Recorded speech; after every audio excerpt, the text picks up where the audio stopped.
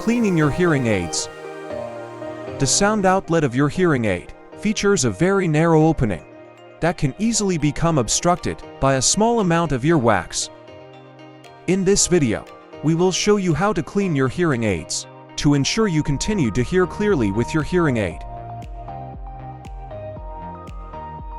Start by using the cleaning brush to clean any remaining earwax from the ear tip. Clean any debris by using the sharp end of the cleaning tool. Then, detach the ear tip from the hearing aid to clean the sound outlet and the charging contacts.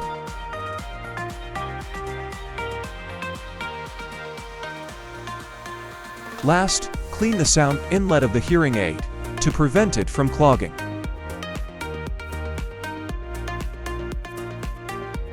Thanks for watching.